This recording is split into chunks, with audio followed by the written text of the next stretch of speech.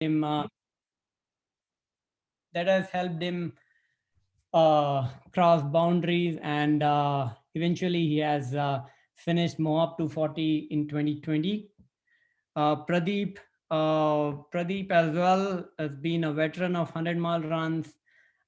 He's been pushing boundaries every year. It's kind of, I think he's kind of doubling his distance almost every year. So, so recently his biggest conquest is Cocodona 250 or 260-mile run last year.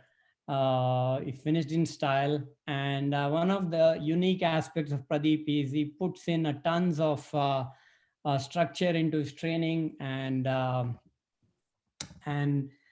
it's really exciting to know about what goes on. How does he come out with the training schedule? So let's get started and let them speak. And this is the longest I'll be talking. So let's get started, guys. So how's the 200 different from 100? I'll let maybe CJ start with. 200 different than 100. So the way I look at, or the way I see it is, just when you go from half marathon to marathon, and same way from 100 to 200, because you're never training for 200. It's the same way in the 100-mile. You're not really training for 100. You're targeting 50, 80, or 60 miles mostly. Same way 200 is more about learning to manage, break down into segment and learning to how to manage that each segment. That's the way I done the races on the 200. I mean, you do the same thing on the hundreds, but it's here you got a lot more segments, and it becomes more of a mental game. But anybody coming from 50 to 100 also has to go through the same thing. I would say it's just transitioning from marathon to 50 or 50 to 100, and then 100 is a similar set, but things you learn a little bit how to manage when you get stuck, or either your food or sleep. I know Anil Rao went through a lot of the sleep issues, but those are things I think, few things you tweak to go longer. Yeah, I'll let somebody else. Yeah. Yeah. Anyone else want to chime in? I think I remember, I think Sunad mentioned this in one of the WhatsApp exchanges as well. What I have experienced is obviously it's very different between 100 and a 200 in my experience. 100, unlike shorter distance courses, there is a lot of mental aspect, and there is a significant physical aspect in terms of your ability to run. So the way I categorize it, I feel 100K races are the most difficult ones, because you do not get a second chance or a third chance to recover if you have lost time on a segment and stuff like that. 100 miles gives you a little more opportunities. If you are breaking down and hitting the wall in some segments, you can pick yourself up and go through it, right? 30-hour races are actually much more tougher, but there is a lot more running involved there. And then you can perhaps train it in a certain way and much more runnable. 200 miles is very different in terms of mindset. To me, it requires a lot of patience, and the mental capacity has to be a lot more, and it pushes you into uncharted territory. So you keep always second guessing. You're never running against, by and large, I would say, you're never running against cutoffs there. You're never running against time being timed out, but you are really running against yourself to see how many times you get mentally beaten down, and you can pick yourself up and keep moving again. So a hiker's mentality, through hikers, multi-day events, folks who are slogging it through and being very natural in a very, very remote situation and condition, and not expecting a whole lot of aid, being self-sufficient. I mean, these are the qualities, the very hiking qualities, being out in the wild, to me are the really good qualities that you have that you can carry through in a 200 miler versus a 100 miler where you really train on running. Pradeep, do you have So anything I to would add? totally agree with Niloy what he's saying, and to some extent CJ as well. So when we were doing Cocodona, there were a lot of people who had not even done 100-mile races, but those who had hiked 80 or PCT, all these long continental trails as well. So there are a lot of people who were into hiking, backpacking, fast packing. So I would say 200 is a very different ball game. But I would put it in a way that let's say if someone who has done a marathon or even a slower marathon, they can still do 200. 200 is definitely not something which is to Niloy's point. 100K you have to run really hard, and you have to run. 200 is something which it's very difficult to visualize as well. The entire race can be broken down into multiple segments. Unless you know that race, it's very difficult to visualize. So we had faced a lot of challenges in Cocodona because it was an inaugural race. We didn't know enough information, and it's just too long to visualize. So I would say 200 is definitely doable, but you have to have a very different mindset than running and a typical 100-mile or 100K. Cool. Saurabh, if you have anything to add. Yeah, just yeah. Actually, let me talk about a few things. One, like this running versus walking thing. For some of the guys like mentioned, um, for me, I've never run a 100-miler. I've definitely walked in that. No matter how much you want to joke about it, but I don't think I can run the whole thing. So I think running versus walking is a secondary thing to me. You're gonna walk. That's a given. I think you have to be an elite to run any any long distance. I think from a 200-miler perspective, number one, there's a lot of opportunities to bounce back, which means that you have to be mentally committed to bounce back. You have to have the desire to bounce back. If you don't have the desire, it's easy to give up. So you have to remember like why you're in it, because you're going to have the need to maintain that focus for 4 or 5 days. So that is extremely important to have that commitment to yourself, which we'll talk about, my own personal experience at Tower 200.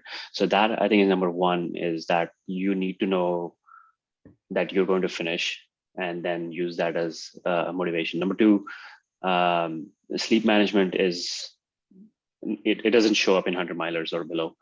Sleep management shows up in 200 milers, I think.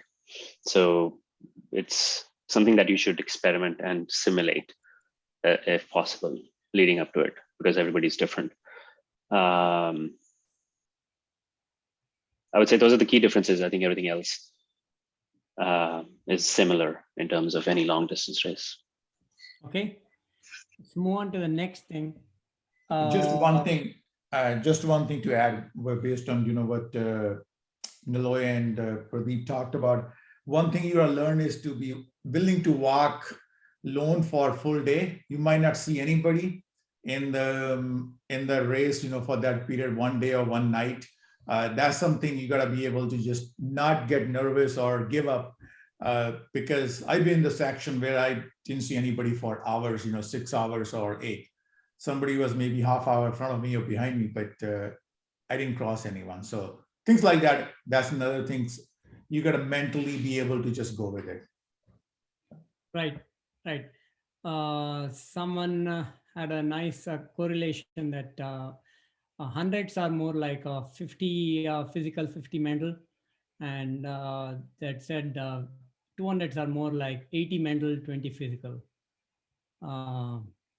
Yeah, I thought, at least in my experience, it came pretty close. Okay, moving on to the next one.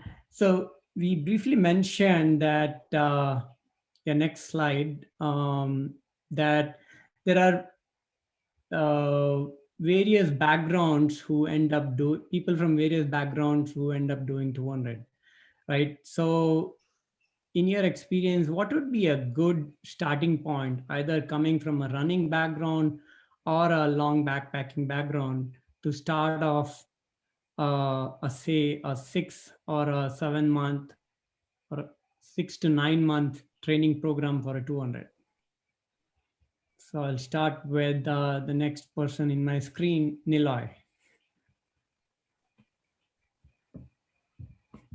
You're Muted. on mute. Probably not the right candidate talking about training for a 200. I think the closest I came to training for a Not 200. exactly training for a Yeah. 200, but Point. more of what would be a starting point in terms of conditioning before you started training. Yeah, I'll tell you Like how a I person has started. done 5K and yeah. I just started by looking at CJ, honestly. I looked up this guy and I talked to him in a couple of races, and I was like, dude, he is attempting a 200, and we have these races called 200s, and you start reading race reports or watch uh, Kerry Ward's videos or West Place videos, and you're like, I mean, I had no clue, to be very honest, when I said I am going to sign up, and typically that's how I operate. I usually don't have a clue before I sign up. So And what was your background till then? Like what all you had done by that time? I had done I think a couple of 100 milers, actually 100 miler, and then I had done a bunch of 50Ks and 50 milers and 100Ks. So I did that, and um, to me, what I liked really is, like, you get to traverse Tahoe. Tahoe was my first attempt, and I was just excited about that idea. I have never done a multi-day backpacking and any of that sort of stuff, right? Um, but I was just idea of like visiting all these different trails, which I think I wouldn't otherwise. And I was like, okay, CJ is trying it out. I read up a lot, did whatever logistics I could. I did not train, and it showed up, right? And like CJ is telling, you got to be really, really comfortable being in the wild. I was not, right? And so when I left my pacer at mile 120, and from there to mile 135, largely I was alone at night. And this was like the night where sleep deprivation hits you, and you have absolutely no clue where you're going, and there is no one along with you. I just went to the air station completely like out of my mind and slumped over to a bed. And it's never a question of cutoff, like 6-8 hours of cutoff time was there, or not a problem. But to me, these experiences are necessary. I don't have the time investment to really have these experiences otherwise. So I pay a ton of money to sign up for these races and figure it out myself of how it is. So a couple of these races like Tahoe and Bigfoot actually helped me understand what it takes to actually train for these races. And a lot of people will talk about it. Saurabh particularly talks sleep deprivation, super, super important. And just being comfortable is another importance. Like comfortable in situations like you feel like sleeping, you sleep. You're not looking out for something. You're not looking out for the next station. You're not looking out to meet the next person, and just being comfortable being yourself. So yeah, so I my starting point was just jump into it, trying to traverse as much of the course as you can, and then learn from there. How about Saurabh? Yeah, actually, so my starting point was slightly different. I'd been doing a lot of endurance activities, mostly in running, but hiking and that kind of stuff. But for me, so I attribute that base over the course of a few years as a good starting point. The switch or the trigger for me was also CJ. I went and paced him at Tahoe 200 one of the years, and I spent about a day or 24 hours or 50 miles. It was something in that range. So I spent that time with him, and that actually helped me visualize that where I was, which is running 50 miles or 100 miles or, any kind of endurance activity, that I saw that connection, that I could make that bridge from that to making it happen, because it's relatable, right? You see somebody you've trained with, you see somebody who has run with you, who's got a similar mindset. So those attributes are a good starting point, right? So if you are interested in getting into this, right, you find a buddy or, like this group here, right? Go, go train with them, or go pace them, or participate in this event.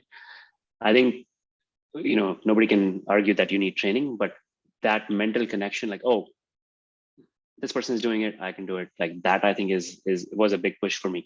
Before that, I had zero interest in doing this, to be honest. I just couldn't understand why somebody would want to do it. But then I went there and I was like, okay, it's easy to break it down.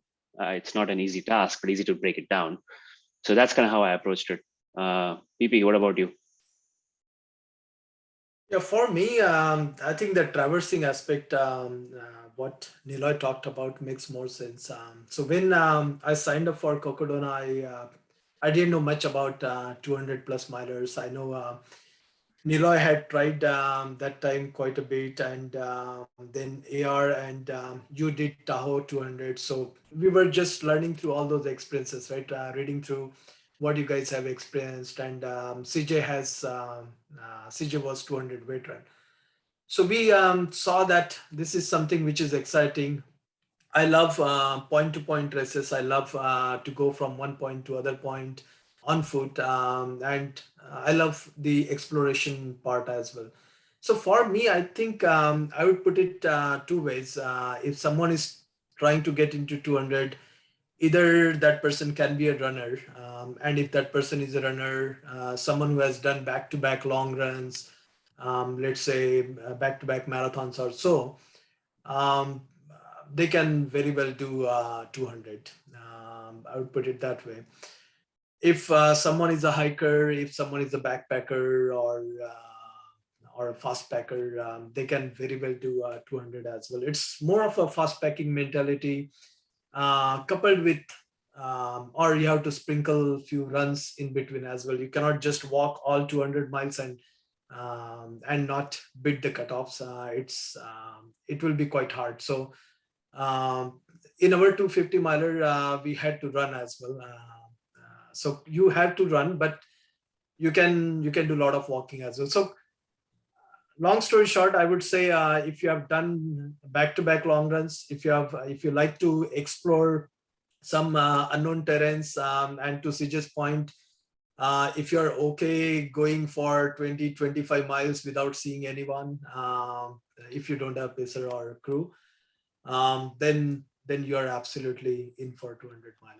And I would say anyone who has done a marathon, they can definitely do 200 as well. It's just that this mental and physical aspect can be trained. It's not something which cannot be trained. So there is at least there used to be a few multi-day events where companies would you run like 20 miles a day, and they would take you to a nice camping spot. They would like feed you. Those are a good way to kind of get your feet wet, to try like a multi-day camping or a backpacking event which is organized. That way you have the support, so you can know, like, how a 2-day or a 3-day backpacking trip would feel like.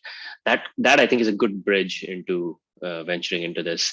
I know CJ and I, at least, we used to go every summer. We would go to the Sierra and spend 3 or 4 days just doing random things that got us comfortable. So that's a good starting point too.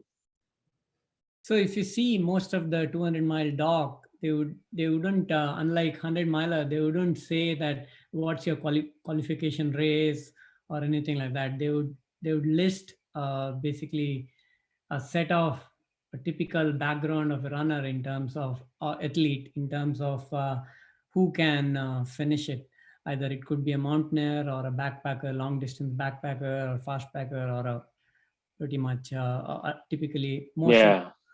tend to move on to 200, but yeah, it doesn't have to be. You don't Yeah, like have. find an activity that you enjoy, right? Like even if it's just going for a weekend of camping and hiking or backpacking, like I think that's a good way to get adjusted to just being outside. Um, yeah. If you see most of the destination trail races, the cutoffs are so that you can walk the whole way and still finish it. But of course, the trade-off is you have to have a lower downtime. So you'll see some videos where people will say that, oh, I hiked the whole. Basically, I saw this as 50 miles each day. I have to fast hike and then get it done. So yeah, it's possible to do as a non-runner too. Okay, moving on to, I think we have a host of things. Um, okay, so here again, typically, maybe until largely until 100 milers, right? We can get away with this traditional fueling, which is a combination of gels or sports drink based refueling, either tailwind or things like that.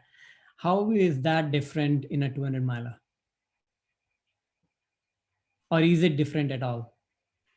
Um, Yeah. I largely relied on um, uh, solid food and aid station food. That was my approach to it. I survived the whole race on, um, and then actually the destination trail races, their aid stations were really good. That's the only kind of reference point that I have. So they had burgers, vegetarian or meat. I had a lot of meat, bacon, those kinds of things that worked out really well. In some places they also had like avocado and cheese and beans, like those ingredients. So that worked out really well. I, in terms of like, because it's a multi-day event, I had the first day there was a lot of I was really behind on drinking and I was dehydrated and I was throwing up, but I was able to recover from that. So the I think what's different is because you're going to be 6 maybe 8 hours between aid stations, you have to make sure that you have the ability to carry like 2 to 3 liters of water and a water filter. So that's something that you can refill along the way and filter. So I would say solid food um, and at least 2 to 3 liters of water and a water filter so you can drink along the way. Um, the season matters a lot. Yeah. Yeah. Good. On that point, since the aid stations are 6 to 8 hours apart, what do you carry between aid stations, So there was a few things. So and how much you would carry? yeah, I would say like anything, 400 to 600 calories is sufficient because your pace is very different. Like, if you're running for 6 hours, you're probably going to be needing like 200 to 300 calories an hour. But if you're going to walk and run mix, about 100 calories an hour is pretty sufficient. So that's what I would gauge it by. And like I said, water, electrolytes, and like nuts are really good if you want to keep that with you. They're actually really good to like help you sustain. Um, yeah, you probably want to have like a gel or two with caffeine just to like give you a kick in your ass, but And, don't rely on it. and would you say Tower 200 in general, the aid stations are great? Like the Yes. choice of real food was pretty good. Yeah. The real food was tremendous. We were lucky to have a lot of crew support as well, which brought us some Indian food. So, and if you have crew support, they can always bring you, I don't know, like sushi, fries, whatever you care about. But I don't think you actually need it. The aid stations are really good. A lot of aid stations had coffee. I drank coffee, I don't know, I drank a ton of coffee in that race. And it sounds pretty weird, but you're going to need coffee. Yeah, Pradeep, on that front, Cocodona, I heard the aid station food was not one of the ideal ones. So how did you guys manage refueling the whole race? Yeah, I mean, Cocodona was not a destination trail race, and it was an inaugural race as well, so that RD was also learning, even though it was Aravaipa race. So food definitely wasn't good. Most of the food was, I would say that um, tortilla and then beans and all. So it was very much like a bean burrito. And so had we not had crew, then probably we would have DNF'd as well. So thanks to Hima and Pavan, earlier I wasn't planning to crew, and then I was so fortunate to have both of them by the side. So I would say for 200, you definitely have to rely on solid food. I personally don't think you can just go with gels or just eating chocolates or so. So it's a very different nutrition or fueling strategy that you need to have. So we were mostly relying on stuff like rice. That's my favorite one. So we had a lot of ready to eat stuff that we had left with Hima and Pawan. And then at some point of time, I think we had miscalculated the amount of stuff that we would have needed. So Hima and Pawan, they ran out of all the ready to eat food in just 2 days and 2 nights. So Hima stopped us from eating rice, and then we have realized that no, we have to change. So so long story short, we had variety of food. Hima brought in a lot of different type of food as well. But solid food is absolutely important. There were so initial few aid stations at Cocodona, especially from first to second aid station, was pretty long. It was 22 miles, almost 9,000 feet of climbing, plus pretty hot as well, and there is no water. So we were told that we need to carry at least 3 liters of water, and we in fact carried 5 liters of water, and still we ran out of water. I think around 7 to 8 miles to the next aid station. So water with electrolytes, lot of solid food you can carry from your previous aid station to the next aid station. And then I was carrying few gels as well, just as a backup, in case if I don't get solid food. Actually, so let me. A lot of these aid stations, they have these sandwich bags or Ziplocs, right? They're more than happy to pack a sandwich for you, or a little bean and cheese burrito that you can take it with you, or boiled potatoes, whatever you want. So use that opportunity to grab like a sandwich bag. Even if you're not hungry now, take it. You're gonna need that in an hour or two. The other thing I wanted to add was that my experience from Tahoe 200 was that we had drop bags, which were basically like big plastic bins. I bought like 8 plastic bins, exactly the same. And each drop bag, some of those drop bags you could access twice because they were moving drop bags. You would pick it up, they were then transported further out in the course. So each drop bag, I actually dropped things like, a protein drink or chips or, whatever you crave. So you can actually substitute for bad aid stations with your own drop bags, not throughout, but at least it's an option to have if crew's late or crew's like sleeping or not available or whatever, or you don't have a crew. So rely on the drop bags. I would just want to add that. Go ahead. Yeah, and another thing, I would say it depends on the time of the day as well. Saurabh has mentioned about coffee, right? So coffee was absolutely important for us because that's one of the sleep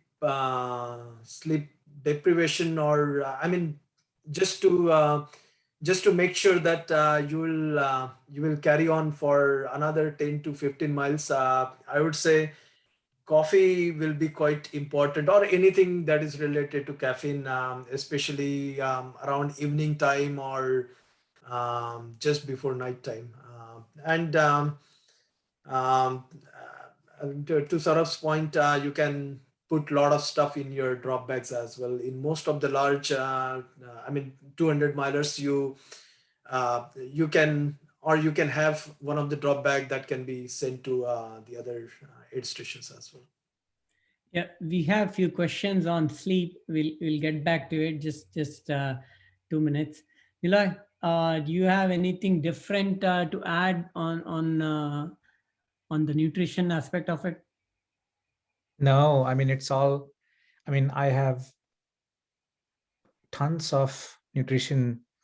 I mean, you tend to overpack nutrition always in 200s, and you basically rely on natural food, because even the type of physical movement and the activity that you're having is for longer time and slower.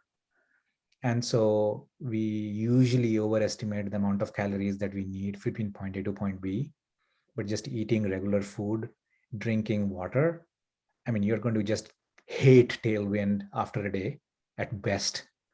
And just being natural, like that hiker's mentality.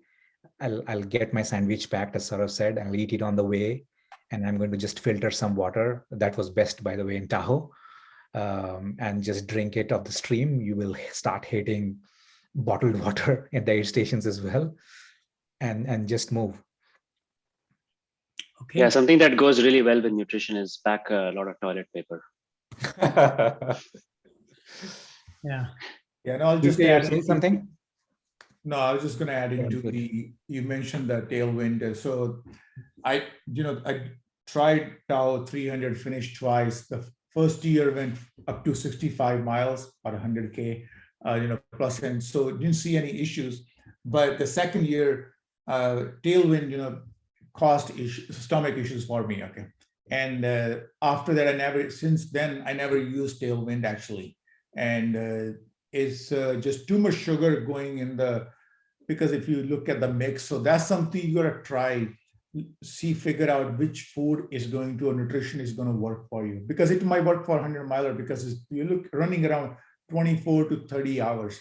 But when you're running longer, same or how much you're taking, that will have impact on your stomach. And that's something I noticed. I had issues with it. So I had to make a change for the third year.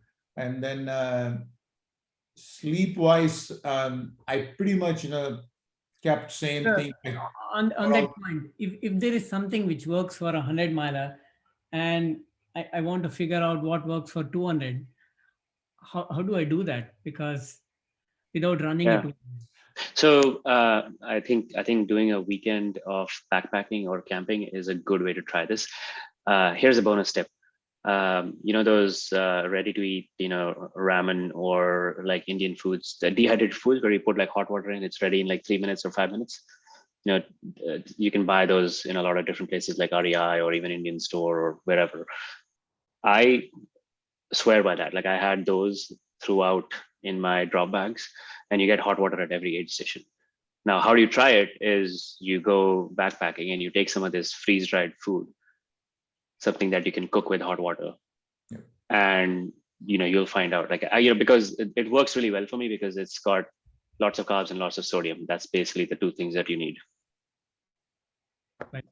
Yeah, and the second, sleep wise, I kept the same strategy for I think that's 3 years, which was sleep after 65 miles if really needed it, but not. That was like next morning.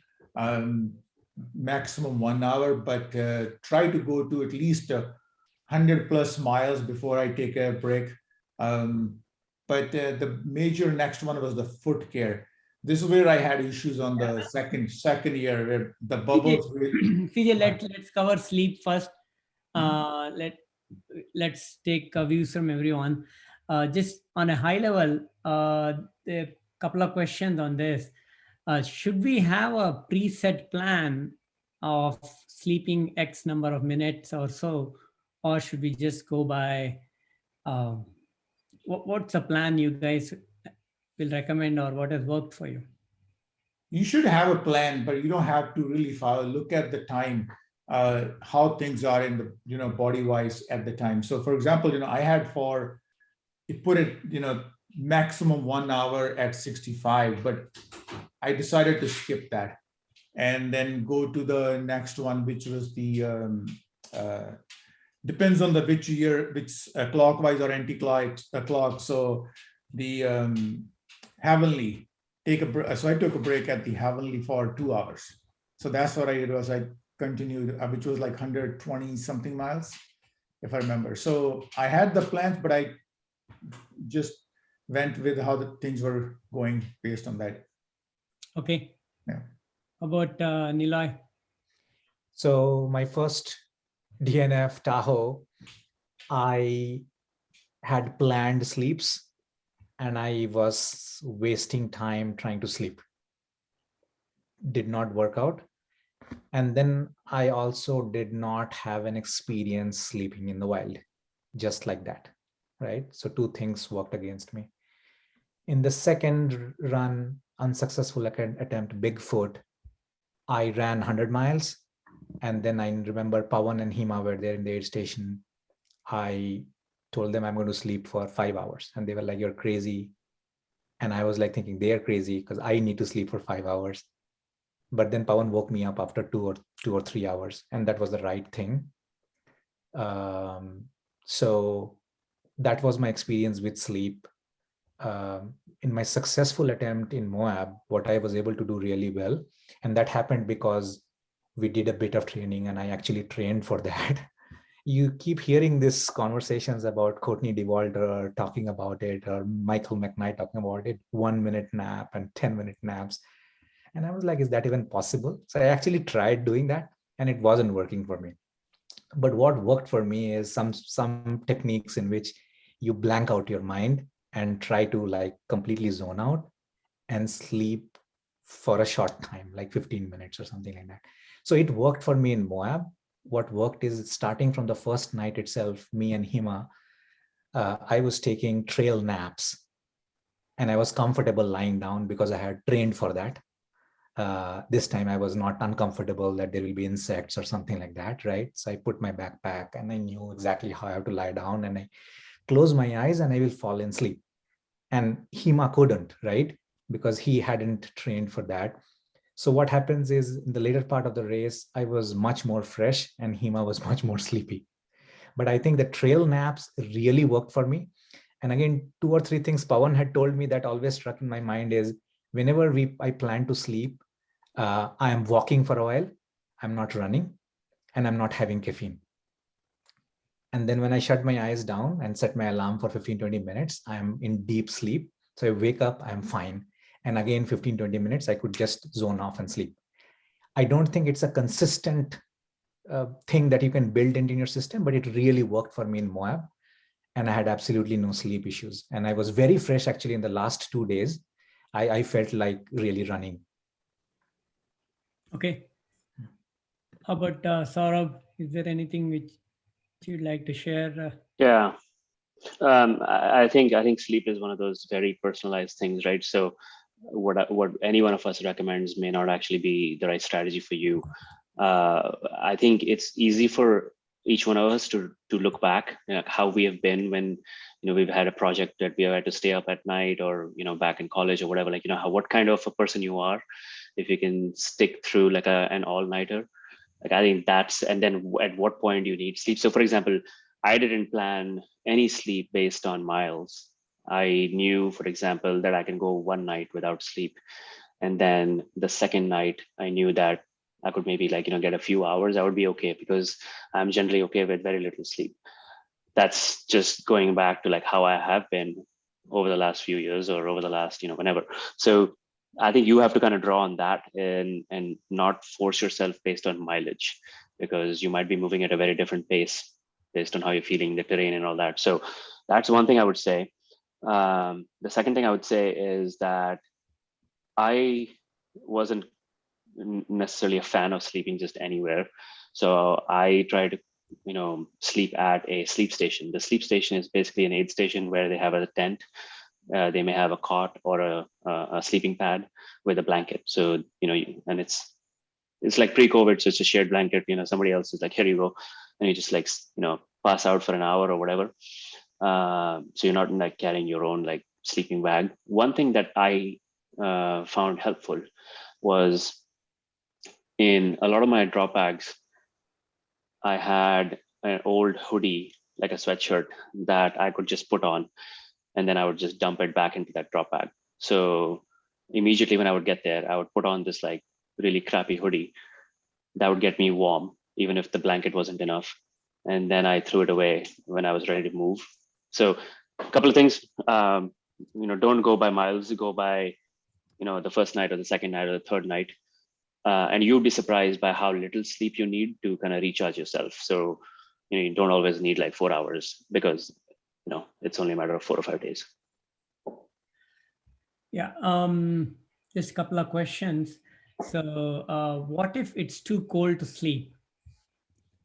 Yeah, use that Yeah. hoodie technique, or have an emergency bivy, or there's blankets everywhere.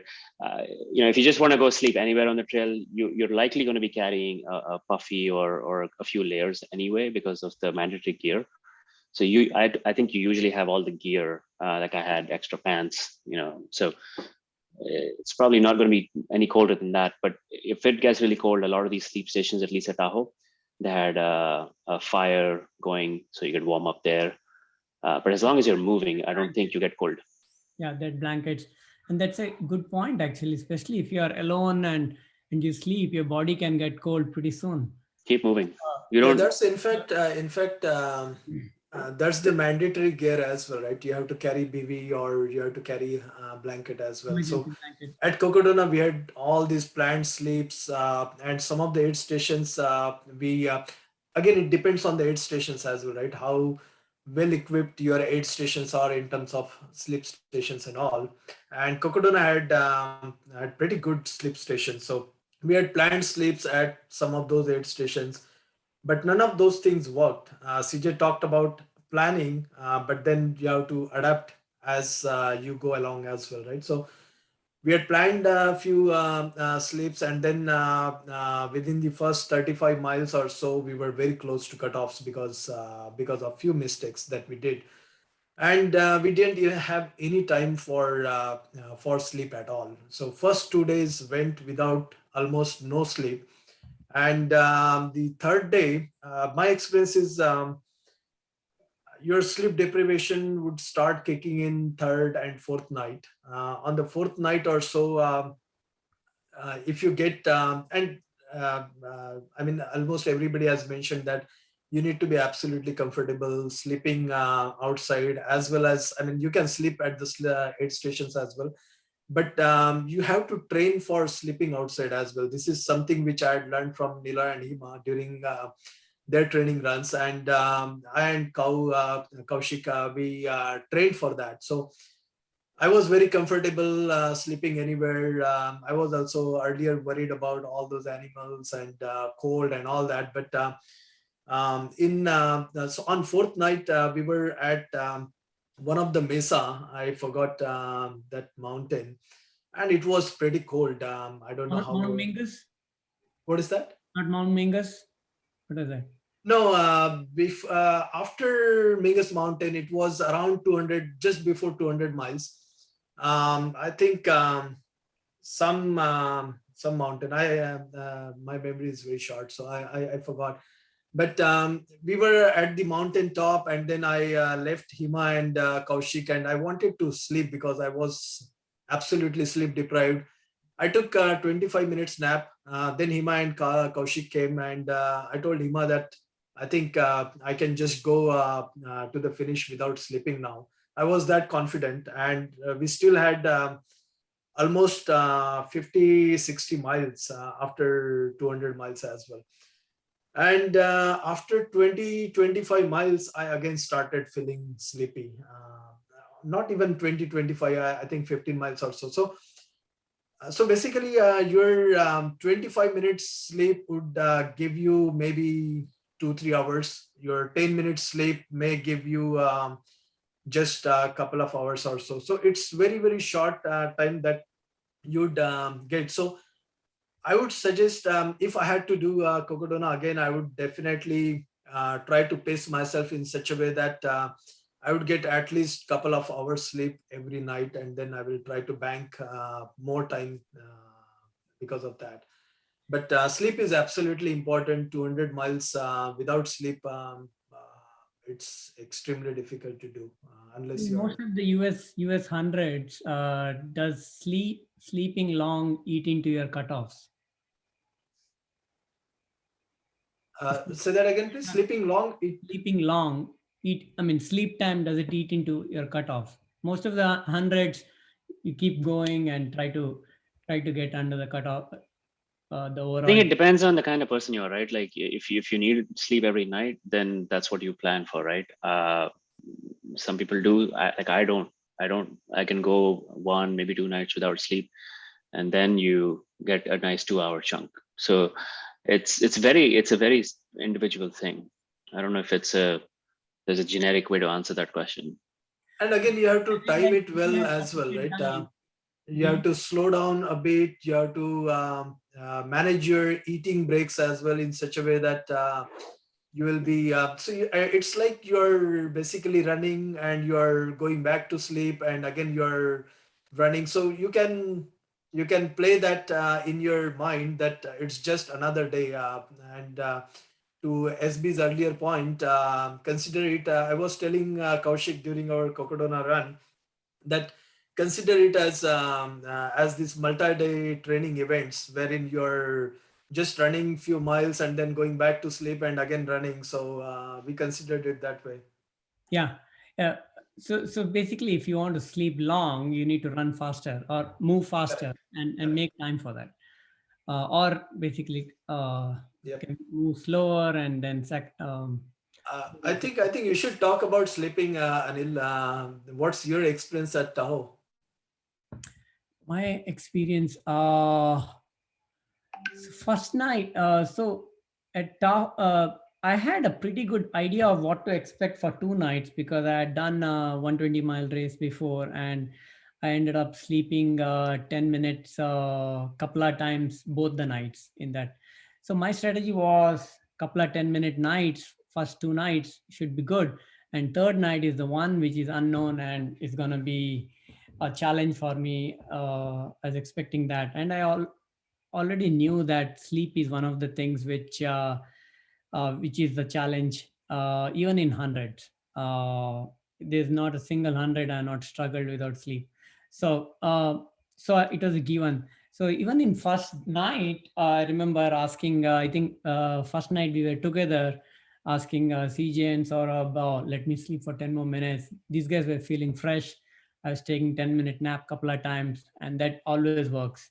And then second night I was desperate. I was wanting to do 3 hours at Heavenly, which is uh, basically 100-mile point in Tahoe 200. So my plan was to sleep 3 hours every night, 3 hours second night and third night, and fourth night push to finish. So so Heavenly ended up reaching somewhere around 2 o'clock or so. And then I ended up getting a solid 3 hour sleep from 2 to 5, and then slowly got ready. And these guys were had come tad bit later, and then these guys were also getting ready, and then we left together. So Heavenly, my downtime was ended up being like close to 4 or 4.5 hours that night, second night. And third night was my worst night. I started suffering from sleep deprivation right pretty much, I think, 8 o'clock or 7:30 in the evening, third night. So, so my strategy is basically, if you can't focus on the trail, just take a trail nap, safety first, and keep the best you can do to keep moving. If it is safe enough to keep moving, I end up doing sleep runs as well. Like for example, the 3 night run I did across the years, I was feeling sleepy the second night, but it was safe to just do sleep walking. So there are a lot of runners doing 6 day, 10 day there. There were a lot of zombies just doing sleepwalking because they knew that even if they are not able to focus on the trail, they'll just go and bump into a wall, or maybe it won't be anything dangerous like a trail, which is not recommended. No, I think Uh, that's where pacer is important as well. Especially, I was very much worried before that if I don't take pacer and if I take a trail nap, what if I don't wake up on time? I mean, I can put alarms and all, but you are so down sleep that it will be very difficult to wake up as well. So the last night I still remember, it was very cold and I didn't have pacer. I had to go for last, I think, around 16 or 17 miles, and it was the highest climb, Elden Mountain. So I had to take help from Michael Lee, and Bruce. I just tagged along with them, and we were taking. Bruce was also sleep deprived, so we were taking 10 minutes nap every 15 minutes or so, and those 10 minutes nap were getting us just 15 or 20 minutes of walking or moving time. So it was absolutely difficult. I mean, fifth night was absolutely difficult. I thought I could easily go, but I don't think, I mean, you can just be sleep deprived and just finish the race. Here's a. I'm just gonna. Here's like a bonus tip. You can buy one of those like a Timex or like cheap watch that you can set an alarm. That way, this watch will last you, I don't know, like a couple of years. You don't have to worry about charging it. You don't have to deal with like any of this other stuff that you have to deal with a running watch. So I always, and even in like long multi-day mountaineering trips, I have a GPS watch, and then I just have like a $20 cheap watch that I can set like a 30-minute timer or an alarm, or like, just those basic functions. That way, I just have to press a button and I know that it's going to be 30 minutes later. I don't have to think too much. I don't have to do anything. So I would always like suggest just throw a cheap $20 watch that you can buy from Sports Basement or REI or whatever. You can wear it, you can clip it to your pack. It's just a little trick that I found out a long time ago. Okay. So broadly, there is a consensus here on basically sleep is very individual. You need to figure out how you do, or say 48-hour period, even if you're not running or just trying to stay awake 48 hours, and that would help you in understanding how you deal with it. And then having a plan is good, but be open towards change of plan, because if you're not getting sleep for 30 odd minutes, you better get out and keep moving. And then sleep as you go. Basically, the best quality sleep is when you need it the most, right? So those 30-minute naps goes a long way. Okay. I think most of the questions are answered here. Okay, next, foot care.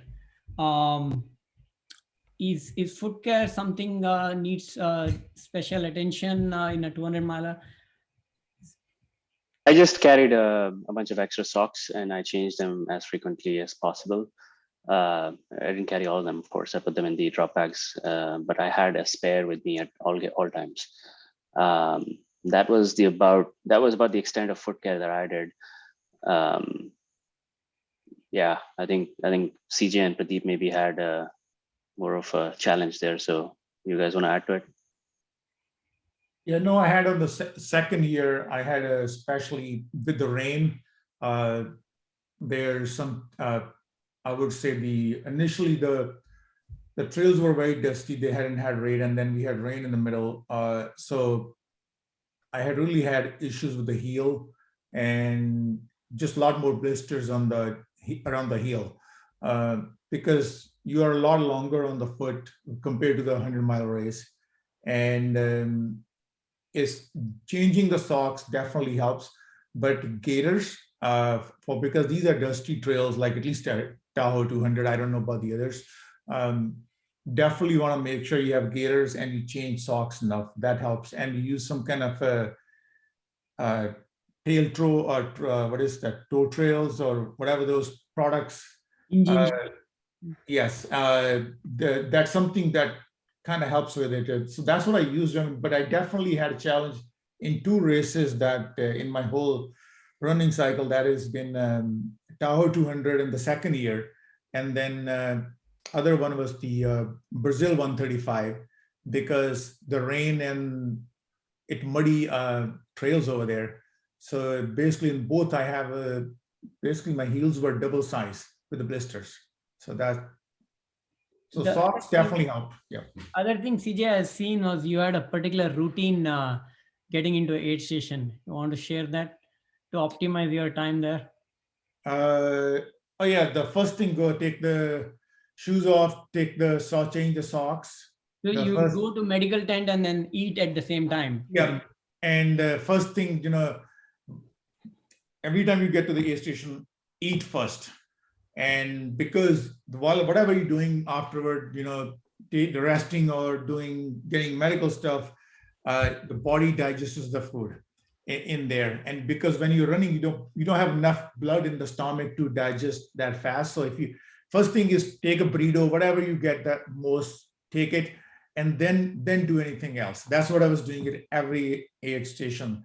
So when I got out of the aid station, I was like refreshed. Basically, I had enough calories in. I can feel the body is back to let's go again. So Yeah. Before I say anything, let me just see if BT is still there. I'm here. Oh man. So Yeah, so let me add something on the foot care. So I don't Yeah. get blisters. I'm the lucky bastard here, right? So I don't know what you call it, but I haven't got blisters in the last 200 milers. So, and I don't tape. So, but I do one thing very regularly is Epsom salt every 40 to 50 miles. So I keep Epsom salt and a tub or something in my draw bag, and every 40 to 50 miles, and I make sure I do soak my feet in Epsom salt for 10 to 15 minutes. I set a timer whenever I get into the aid station. I put that on, and then I change both socks and shoes. I don't wear the same pair of shoe beyond 40 to 50 miles max. So I had been doing that. And regarding putting my feet in water and all, no difference for me. I mean, just the food goes in the water, come out, doesn't make a difference regarding blisters or feeling uneasy or anything. I had been lucky with it overall. So that's what I had been doing. And I do, whenever I send socks and shoes, at the same time, I also put the anti-chaff, right? After I dry it up, once I take my feet off the Epsom salt solution, right? That's all I do. Actually, so here's another like a tip that I picked up along the way from Ironmans. We would line the inside of the sock with either Vaseline or trail toes or any kind of anti-shaving, whatever you prefer. So just take a little bit on your finger, just line the inside of the socks near the toes, and then you put the sock on. So that was really helpful. For example, when you do like a 6-hour bike ride and then you have to run 26 miles, you don't have to think about, applying this like anti-chafing stuff. So your socks are like ready to go. So that's some prep you can do in advance. Okay, Pradeep, I see. Yeah, I have been trying to sell BT that tape for quite a long time, but Is this the one? yeah, that's the one. So SB has bought it, but BT is not buying it. So we'll have to do some more work with that. Okay, So whatever. BT does pedicure as well. So I think he missed out on that. Oh But he yeah, so does. that's my regular thing. Like whenever I go for my haircut, I also do pedicure at the same time. Yeah, where he goes, I don't know, but he definitely does pedicure. So I'm very particular about foot care. I have blisters problem, and I DNF'd my first 100-mile race because of blisters. I was very, very naive at that time. I didn't know how to run with blisters. So my foot care strategy is basically I usually tape. And I was more worried during Cocodona that I have to go through different terrains. There is it's sandy desert, so fine sand, coarse sand, and all that. And then you have to go through river as well. So you will your feet will definitely go wet. You can change your socks and all, but I was thinking I will definitely get blisters. So I usually use Leukotape, and that's pretty strong adhesive. But during one of the 100-miler, it was very, very muddy, and most of the tape had come out at that time. So I thought I need very strong adhesive. So I used benzoin. So I just put benzoin on my feet, and then I put leukotape. That basically carried over for 5 days, 5 nights. So, and that's what I use. I don't use benzoin for 100-mile races. I usually tape my feet with leukotape. Do you have to amputate anything to get that tape off? Not really. I mean, you might get blisters on top of your feet or so. That's what happened in Cocodona. I didn't get any blisters on my foot, but on one of my toe at the top, I had one blister, and I didn't have any pain when I took my shoes out. And I changed my shoes only once, and I changed my socks, I think only once after going through river. When Kaushik had lost his one of the shoe. So So Pradeep, that is what. so when you have your feet taped, then you go into water, right? Then it causes some problem, right? No? No, so there is no friction, right? I mean, tape is already on your feet. As long as it's not moving, there is no problem. Okay. If it is moving or if it comes out, then it may become a problem. But you can dry your feet and then you can retape as well. A lot of people retape, but it takes long time to retape too. So Right. as long as your tape doesn't come out, I think you should be good. I think whoever do not like the feet in the water, like wet feet and all, they should carry some, trash bags so that Yeah. they can put their feet in the trash bags and cross the water bodies and then again trash bag out. Right? Yeah, it depends. I mean, in our case, that river wasn't that deep. Otherwise, if it's like waist deep or so, then probably trash bags won't be helpful as well. But otherwise, Mhm. going through small creeks and all, it's definitely helpful. Okay, you need 30 gallon then. Niloy, you have anything to add apart from any new strategies you have? No, I don't have significant foot issues. I did change socks in Moab, and in any long races, I mean, obviously more than 100 miles, change socks. That's about it. I do tape a bit. I have some sensitive portions on the feet. Off late, I've stopped doing that too. Trying to be as natural as possible, but hotspots are there. Right. And if you recognize those hotspots, you can perhaps do something to take care of them ahead of time. Yeah. So knowing your hotspots help, right? Yeah. Yeah. So we have about 20 more minutes. Folks, any questions?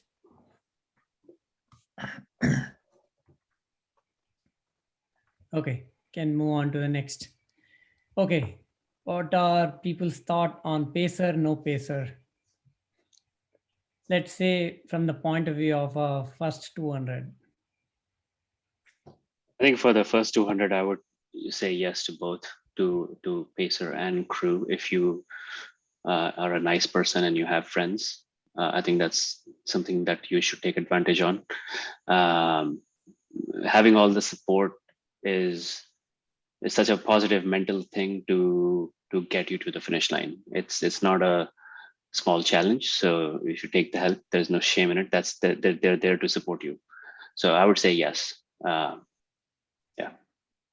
Take the village. I did that mistake in my first 100 mile, and I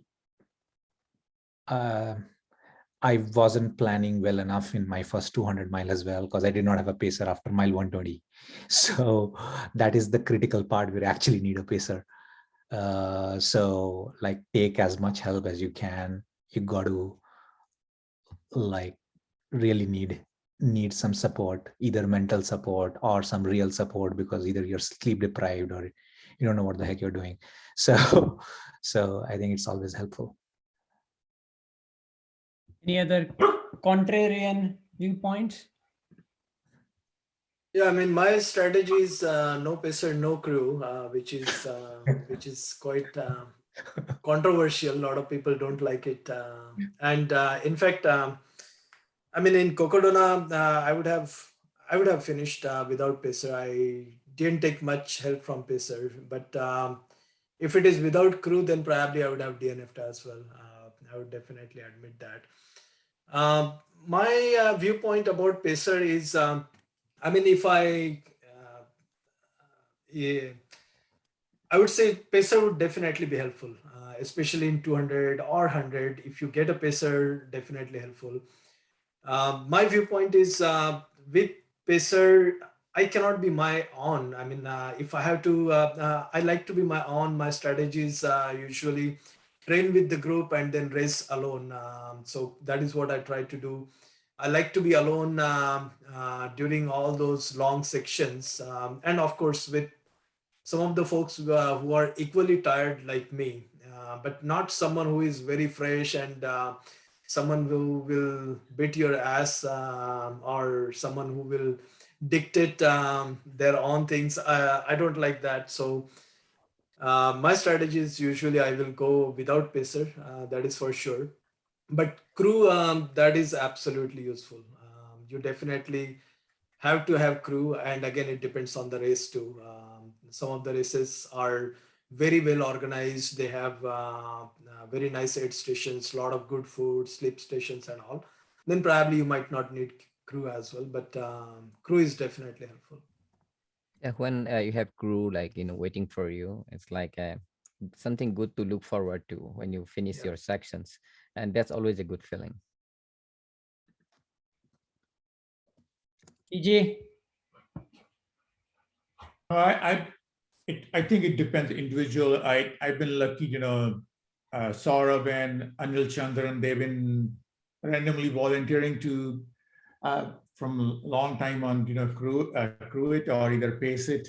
But I kind of gone with the mindset that I'm probably not going to have anybody to pace it, so I will just go plan it that there's going to be some reason they might not be able to show up. So I'll just run myself. That's how I plan it. But luckily, they've been showing up for the pacing. I think it helps in the second or third night, depends on. But I think the first, 24 hours plus should be able to go without any pacer.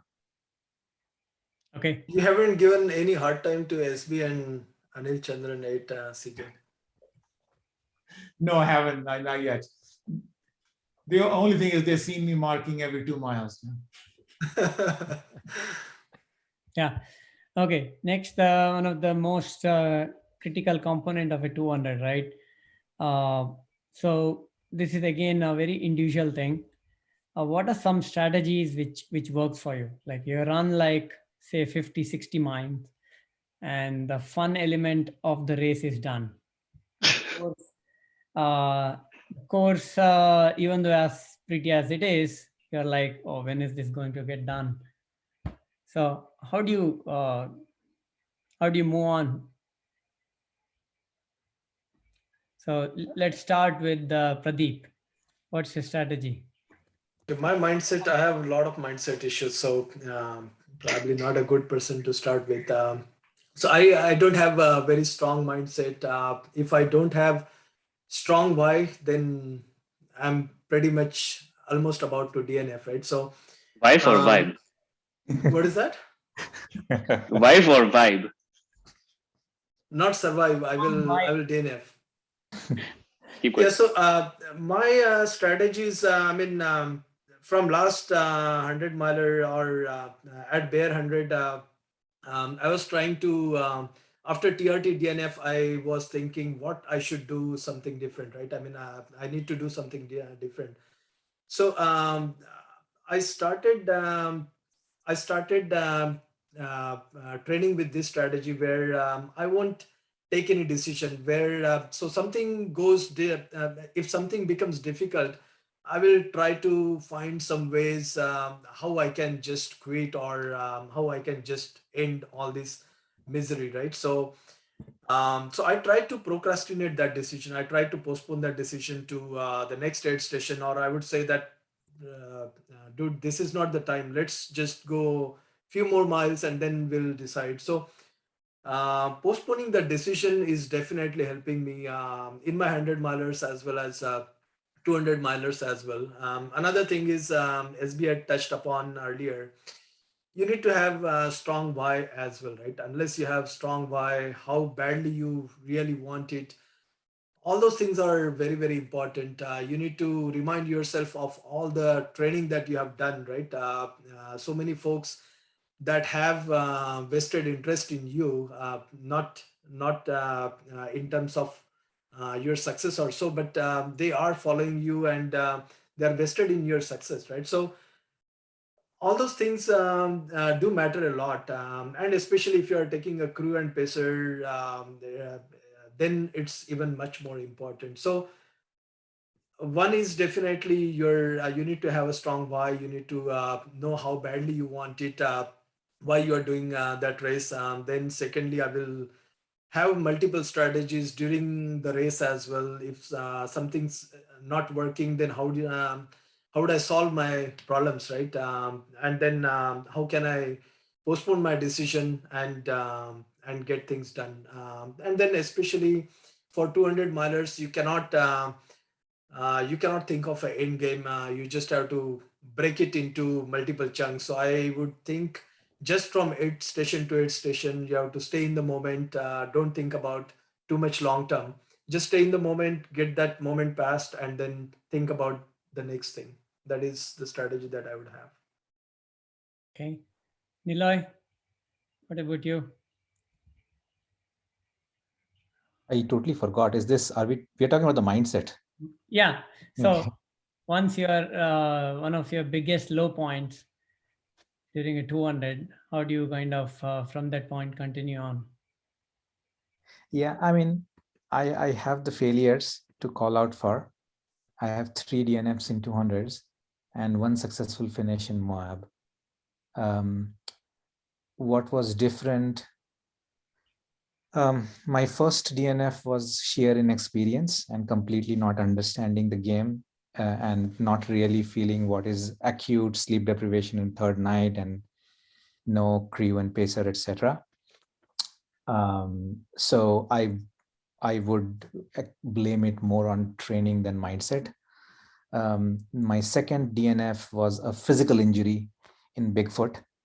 I can blame it partially on mindset because people have known to carry over with a physical injury for long.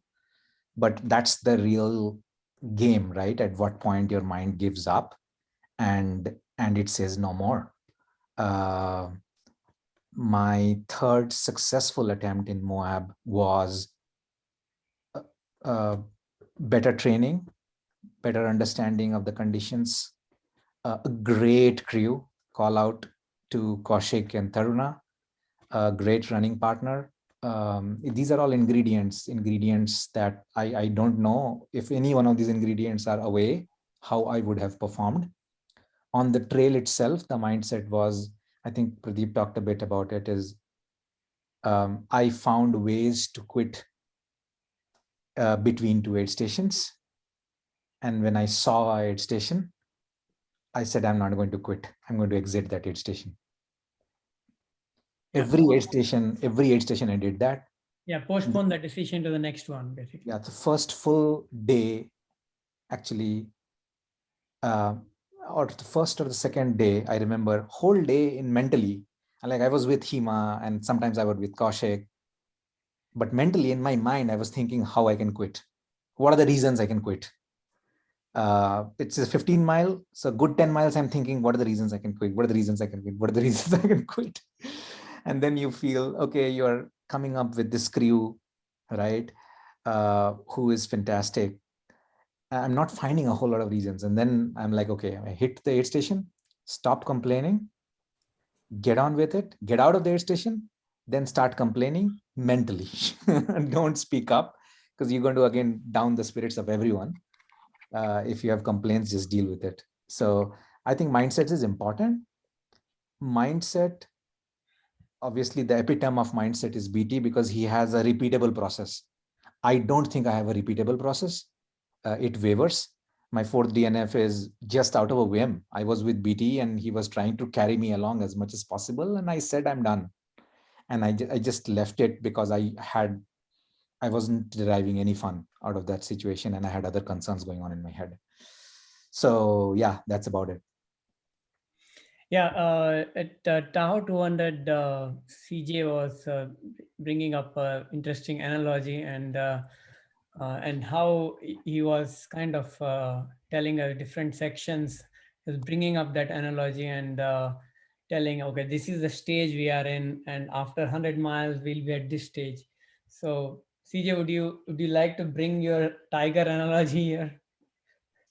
Now you Yeah. have conquered the tiger after 100 miles or 120 miles. Or...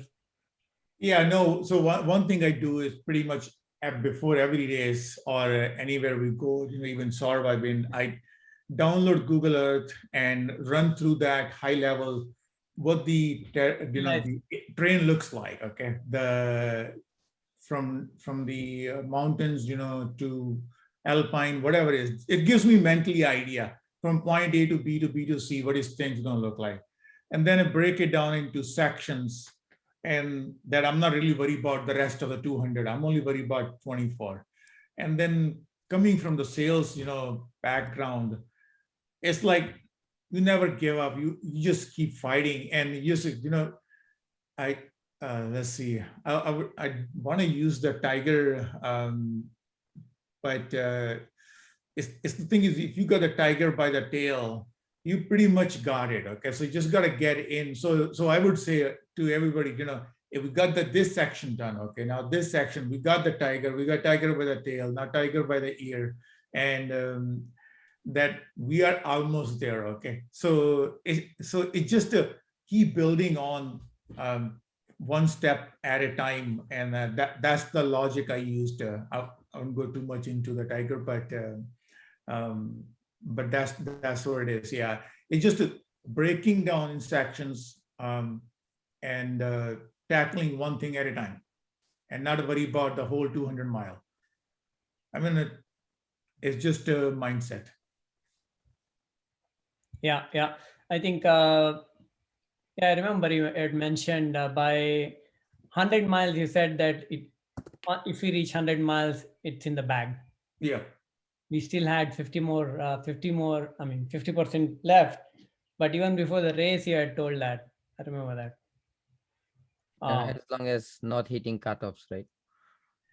Well, most of the 200s are pretty liberal, at least the Candace's 200. Right. Liberal with respect to cutoff, right? You have to, they're geared towards backpackers. If you can run some sections, you still can do fairly okay. That makes sense.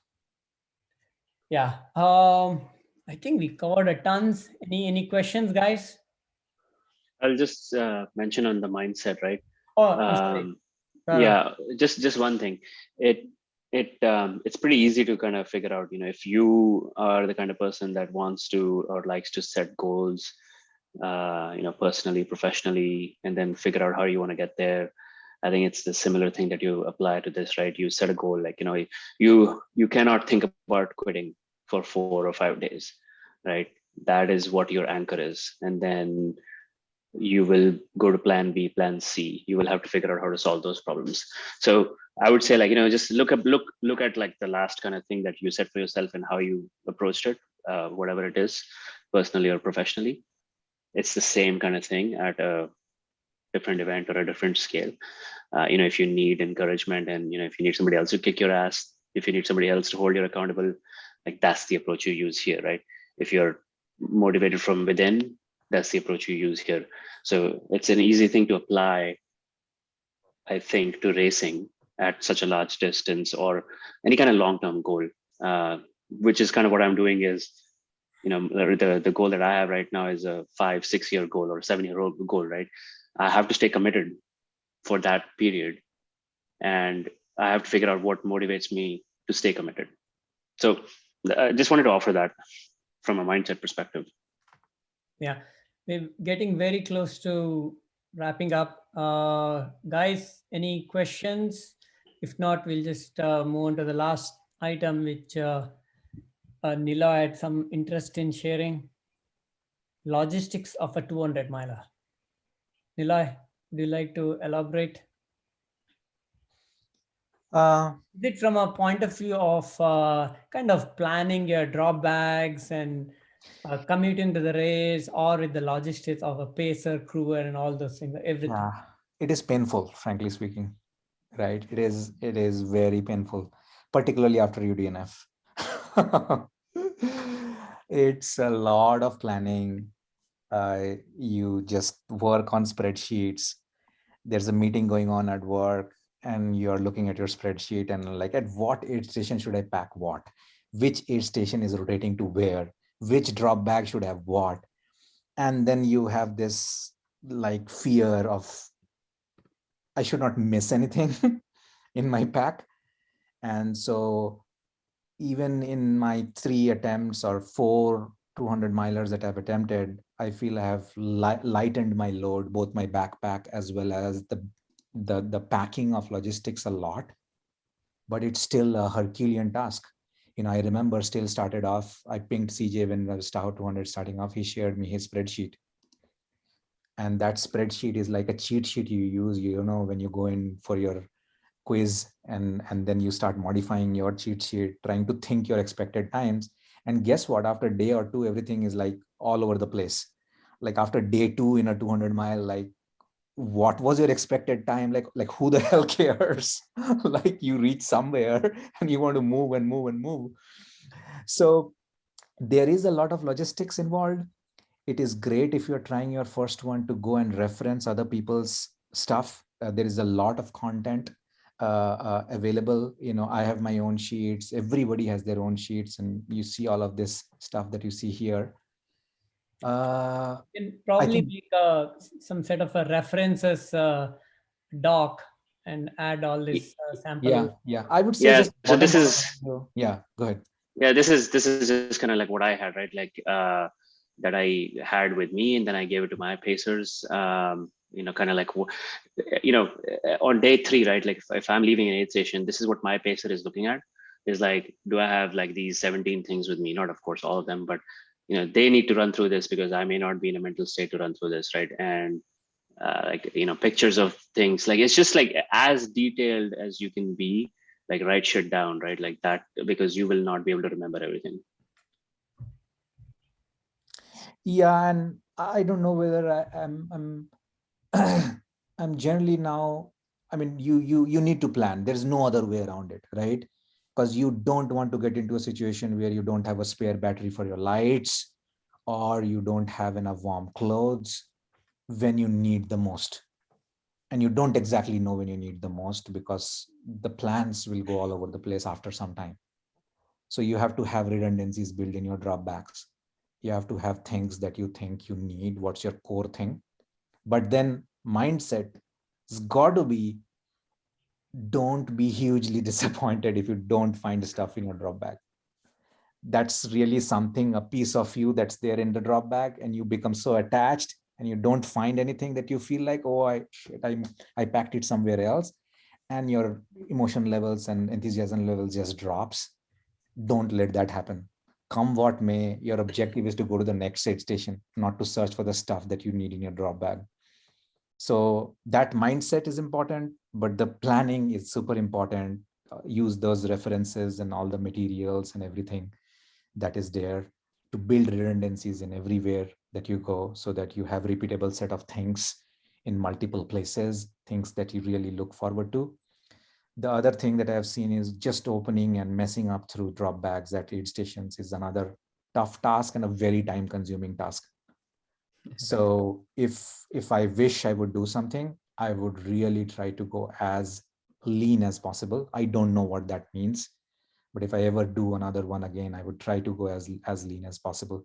But you still have that attachment, and drop bag is something you have a very big attachment, and have seen people's emotion levels dropping and rising because of what they find in their drop bags. It's a funny thing, but plan, but don't depend. Cool. I think that spreadsheet is absolutely important. That spreadsheet would govern what aid stations you would reach at what time, and then depending on that, you have to put all your drop bags. BT is the king of planning. His planning is so immaculate. and he runs quite lean as well. Our drop bags were like so bulky. Our stuff was almost everywhere, and we were running full on with all the gear as well. So I think we overpacked as well during Cocodona, and our drop bags were. I mean, we didn't plan that well, so Try learned a try lot. not to try not to fly once you have your dropbacks. That's another event because Yeah. you take all your electrical gear back in your carry-on baggage. Then when you reach the destination, you have to disassemble them and put them back in your drop bag. That's Oh another my gosh. That's a big pain just to dismantle all the yeah. drop bags and then ready to fly again. Yeah. Yeah. Any other inputs on the logistics? And all this can be trained as well. I mean, during the training runs, you can train with most of the stuff. In especially in 200 milers, most of the things you should be absolutely used to it. Like for example, your headlamps, your foot care, and your race day attire or whatever, your jackets or all those things have to be absolutely tried during training as well. Don't try something new during. I mean, this applies to marathons as well, so nothing new. Yeah. Any other questions, guys, before we wrap up? It's 90 minutes. It's a tons of stuff. Thank you, guys. Um, Hey, Anil, so I would add one thing yeah. that, always expect that something will just go wrong. Period. It will go wrong for sure. I just always wait. I mean, I set as an expectation that something will go wrong. Your headlamp will not work at some point. You have to run for maybe 6 miles in that section with your phone light or something. That sort of things will happen for sure. So like setting the right expectation is always important. Like expect the worst basically. And that way there will not be like somewhere like you'll be completely disheartened that when something goes wrong. That's all. Yeah, it's regarding dropbacks. I had similar issues. Like, at one point, no matter how good I planned, in the last but one aid station, like my power bank was empty or something. Like how that happened, I don't know. And then I announced my problem in the aid station. So one guy came up and helped me out. So announce your problem in the aid station. Don't keep it to yourself when something is not wrong. There will be always somewhere a backup. Somebody will have a backup in the aid station. And that works. Yeah. Many a times relying on someone else's crew as well. Like, if you're stuck with something, someone else's crew or pacers, they help out. In general, the community is really supportive of each other. Yeah, exactly. At Clickitat in Bigfoot, somebody else's crew actually helped me because nobody else was helping me. Yeah. Not even volunteers. All volunteers were busy with other runners. And I was like sitting down for 15 minutes, nobody came to me. So somebody else's crew got my drop bag and helped me out, brought me food. So Lucia was interested in seeing your drop back, BT. When you get a chance, send her a picture or share it in Goated. Yeah, I will. Okay.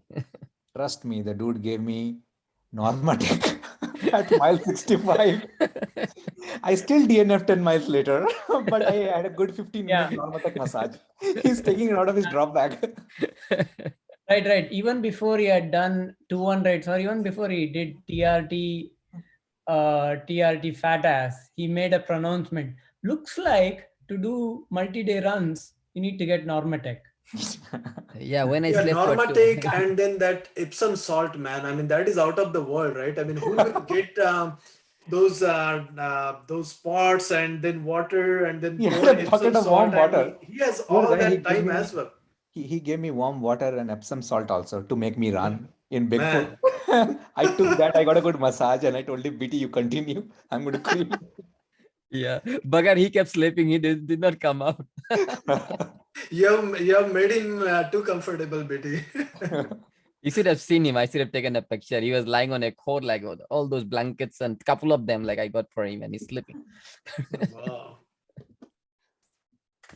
Yeah. So how are the, I mean, onto the fun parts, how are the highs of 200 compared to 100? And last point. I had Is a it high worth in all the the, effort? yeah, I had a high in the last day. Like my cutoff was mile 135 because that's the longest I had run. So in Moab, I was very nervous till mile 135. And after mile 35, 135, it was like a whole lot of weight off my shoulders, right? It was like a get out of jail card for me. Wow. So after that, I really wanted to run, right? Like literally run, right? So I was feeling great. I was enjoying stuff. I was running and I wanted to run. The next day, I wanted to run. The last aid station and the last but one aid station between Porcupine Rim and the final, I think, final point. I ran all the way.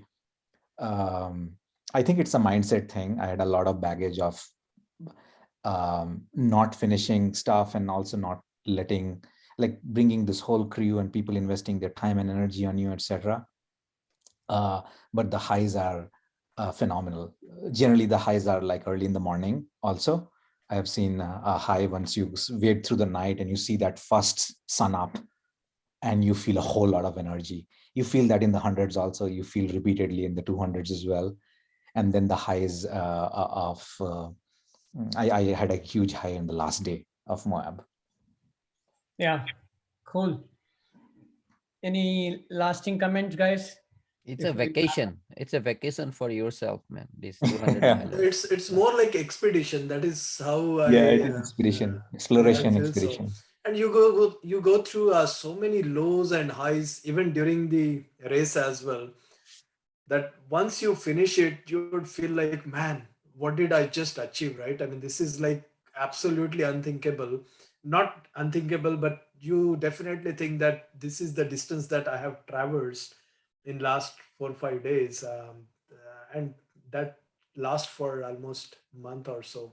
For me, I mean, I didn't run for a month. I was just enjoying my high. So I'm gonna like two things on that front, right? Take your time to ease back into it. You may feel physically good in like 2 weeks, but there's like deep fatigue. So take your time to get back to it after you finish. The second thing is, after you finish the race, maybe put in for a PTO for like a day or two. I rushed back to work and fell asleep on a work call. So don't rush back to work. Take a day off. Take 2 days off. Catch up on sleep. Unless you Yeah. are BT. Unless you are BT. No, not true. I mean, I feel the same way. BT, I remember you were planning to run Quicksilver 100K the next day. Don't bring up such topic, man. Crocodile. Yeah, that's just too much thinking, I guess. Okay, so I want to hear from folks who are planning to tackle one, this year or next year. Who wants to chime in for a second? Which one are you looking at? Anything we can help you with? SB is all about action plans. I just want to hear, like people showed up. Is it just because you have nothing to do, or you're planning to run one? I think all in this call want to do it. Some point, I think they might want to. I think Okay. Kiran, Hayan, they have signed up. Who else? I think Can you Sunad do definitely one wants day? to take his time and Plan to run race 200. Lucia, Okay. do you plan to run 200 one of the days? I'm guessing.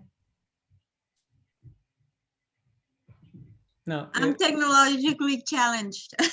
We can hear you well. Okay, we can hear you. Oh, definitely. For me, it's a matter of when, not if.